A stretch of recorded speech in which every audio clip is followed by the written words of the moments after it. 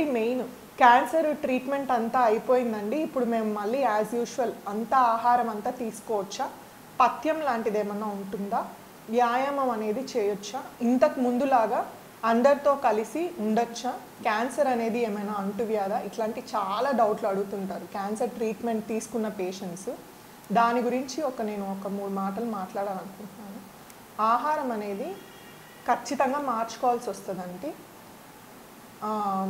ఇందాక చెప్పినట్టు junk food ఏదైతే ఉందో, ఆయిలీ ఫుడ్, మీ అలవాట్లు ఏవైతే ఉన్నాయో ఆల్కహాల్, స్మోకింగ్, ఈ కైని గుట్కాలు ఇవన్నీ కంపల్సరీ మానేసేయాలి. అవి మళ్ళీ నాకు ట్రీట్మెంట్ అయిపోయింది కదా అని మళ్ళీ తీసుకోవడానికి వీలు లేదు. ఖచ్చితంగా మొత్తంగా మానేసేయాలి.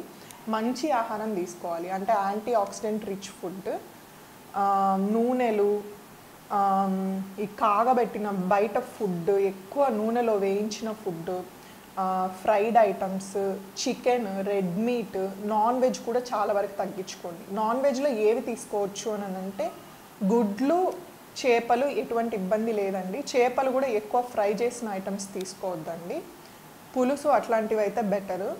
Fried items తగ్గించేసేయండి. ఉప్పు తగ్గించుకోండి, షుగర్ కంటెంట్ తగ్గించుకోండి. సో ముఖ్యంగా హెల్దీ ఆహారం ఏదైతే అంటారో అటువంటిదే తీసుకోండి. అన్హెల్దీ ఆహారం, జంక్ ఫుడ్, బయట ఫుడ్, బేకరీ ఐటమ్స్ బ్యాన్ చేసుకోండి. అది చాలా మీకు ఉపయోగపడుతుంది మళ్ళీ క్యాన్సర్ రిస్క్ తగ్గించడానికి. ఇందులో భాగంగా మీరు ఇంటర్మిటెంట్ ఫాస్టింగ్ ఇప్పుడు ఏదైతే ట్రెండింగ్లో ఉందో అది ట్రై చేస్తే ఇంకా బెటర్.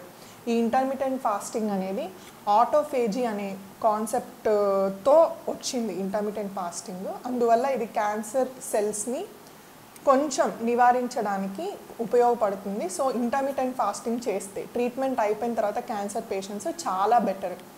సో ఈ మధ్య మేము అందరికీ సజెస్ట్ చేయడం జరుగుతుంది. క్యాన్సర్ ట్రీట్మెంట్ అయిపోయిన తర్వాత ఇంటర్మిటెంట్ ఫాస్టింగ్ స్టార్ట్ చేయమని అందరికీ చెప్తున్నాం. Like and subscribe Eagle Health and Beauty.